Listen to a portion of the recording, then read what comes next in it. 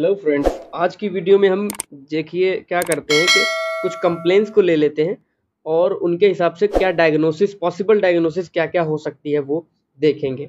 सबसे पहले हमने जो कंप्लेन ली है, कंप्लेन ऑफ सीओ का मतलब हुआ कंप्लेन ऑफ डायरिया है। अगर किसी पेशेंट को नॉन बाउंडेड स्टूल्स हैं, यानी कि स्टूल जो है बाउंडेड आता है, बंधा हुआ आता है नॉर्मली, अगर वो बिखरा बिखरा हुआ है तो वो उसको बोलते हैं नॉन बाउंडेड स्टूल। और साथ में एब्डोमिनल पेन है और ये शिकायत कई दिनों से महीनों से है, पुरानी जो प्रॉब्लम हो जाती है। इसके लिए डिफरेंशियल डायग्नोसिस मतलब कौन कौन सी पॉसिबिलिटी हो सकती है। क्रॉन्स डिजीज हो सकती है, अल्सरेटिव कोलाइटिस हो सकता है, ट्रॉपिकल स्प्रू हो सकता है, सीलियक डिजीज हो सकती है और इंटेस्टाइनल ट्यूमर की भी आशंका हो सकती है। तो ये ज़्यादातर देखिए आईबीडी की प्रॉब्लम से में ये होता है मोस्ट कॉमनली, मतलब ज़्यादातर केसेस में, लेकिन दूसरी भी चीज़ें हो सकती हैं। अब दूसरी हमने जो कंप्लेन ली है, कंप्लेन का मतलब जो बीमारी ली है इसमें से इंटेस्टाइनल ट्यूमर को उठा लिया है कि इंटेस्टाइनल ट्यूमर में क्या क्या हो सकता है। अगर हम इनमें से कौन सी चीज़ें ऐसी मिला दें जो इंटेस्टाइनल ट्यूमर को लगभग नियर टू दो जो है परफेक्ट डायग्नोसिस बता देगा। जैसे कॉन्स्टिपेशन है और हमेशा ब्लॉटिंग रहती है, भूख घटती जा रही है, वेट लॉस बढ़ता जा रहा है, वेट लॉस होता जा रहा है, और लॉस ऑफ इंटरेस्ट, इंटरेस्ट जो है नहीं हो रहा किसी चीज़ में उसको, जिसको हम लिस्टलेसनेस भी कहते हैं, फैटीग बना हुआ है लंबे टाइम से। तो ये सारी चीज़ें अगर हैं तो ये क्या होगा, साथ में एब्डोमिनल पेन भी हो सकता है, तो इंटेस्टाइनल ट्यूमर की ये प्रॉब्लम हो सकती है। अब फ्रेंड्स हम अगली कंप्लेंट्स लेने जा रहे हैं।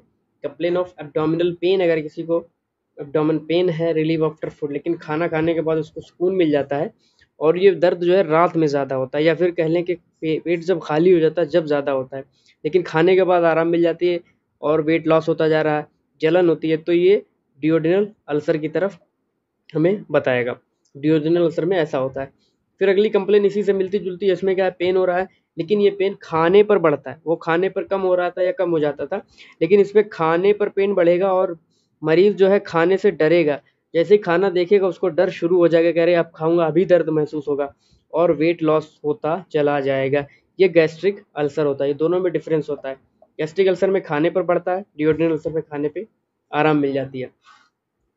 अगली कंप्लेंट्स देख लेते हैं हम। जो है स्वेटिंग, अगर किसी को बहुत ज़्यादा पसीना आता है, बहुत ज़्यादा गर्मी लगती है, बहुत ज़्यादा खाना भी खा रहा है लेकिन फिर भी वेट नहीं गेन हो रहा है, हार्ट जो है पाल्पिटेशन हो रहा है उसको, घबराहट ज़्यादा होती है, लूज मोशंस भी बढ़ जाते हैं, इसमें होने लगते हैं डायरिया जैसे सिम्टम्स, और एंग्री इरिटेशन उसके अंदर होने लगता है। तो ये किस वजह से हो सकता है? ये हाइपरथायराइडिज्म की वजह से हो सकता है। ये हाइपरथायराइडिज्म इसलिए यहाँ पर ले लिया ताकि क्योंकि खाने से रिलेटेड बात थी, इसीलिए यहाँ पर लिया गया है।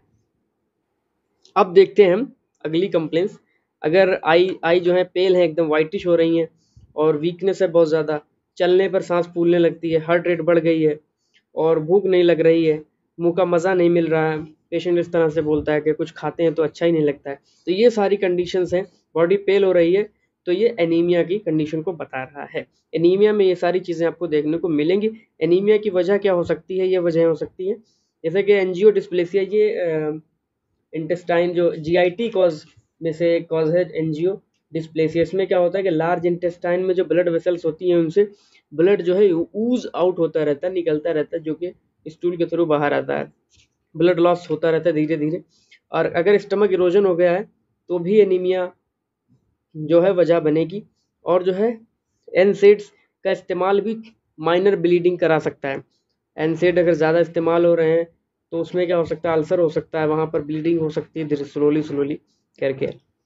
ये एनीमिया थी। अब हम देखते हैं कुछ ऐसे कंप्लेंट्स जैसे कि कॉन्स्टिपेशन है, पेट में दर्द है, एब्डोमिनल पेन है, रेस्टलेस है, थकान बहुत महसूस होती है, आराम करने पर भी थकान नहीं दूर होती, साइकोटिक बिहेवियर, दिमाग भी सही काम नहीं कर रहा है, स्टेबल नहीं है कोई भी चीज़ को लेकर, ब्लड बीपी हमेशा घटा रहता है। और अगर हम एग्जामिनेशन करेंगे, ऑन एग्जामिनेशन जो है उसके गम्स हमें ब्लैक दिखाई देंगे, जो गम्स होते हैं वो ब्लैक दिखाई देंगे, मसूड़े। ये इसकी क्या वजह हो सकती है? वो है एडिसन्स डिजीज़। क्योंकि एडिसन्स डिजीज़ में क्या हो जाता है कि हमारा जो एड्रिनल कॉर्टेक्स है वहाँ से ये सारे हार्मोन्स जहाँ पे कम हो जाते हैं, तो बीपी जो रेगुलेट कराता है, तो बीपी कम रहता है हमेशा वहाँ पर, हार्मोन्स की कमी की वजह से ऐसा हो रहा है। कुछ और कंप्लेंट्स देख लेते हैं अभी।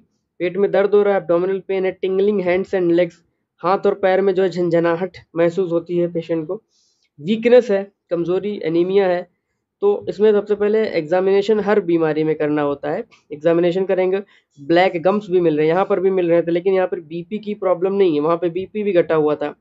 तो इसमें जो है ये क्या हो सकता है, लेड टॉक्सिसिटी की वजह से ऐसा हो सकता है। लेड अगर उसकी बॉडी में किसी की वजह से जा रहा है, इसलिए हमें क्या करना पड़ेगा, हिस्ट्री उसकी लेना पड़ेगी, उससे पूछना पड़ेगा, अगर कोई बच्चा है तो उसके गार्जियन से पूछना पड़ेगा कि कहीं ये मिट्टी तो नहीं खाता या कोई पेंट तो नहीं खाता, पेंट में लेड होती है, और कभी कभार ये पानी के थ्रू भी ये ट्रांसमिशन इसका होता है। इससे जो है किडनी फेलियर भी हो सकता है लेड से। तो और भी सिम्टम्स हमें, एसोसिएटेड सिम्टम्स हमें बताएंगे कि क्या हुआ है।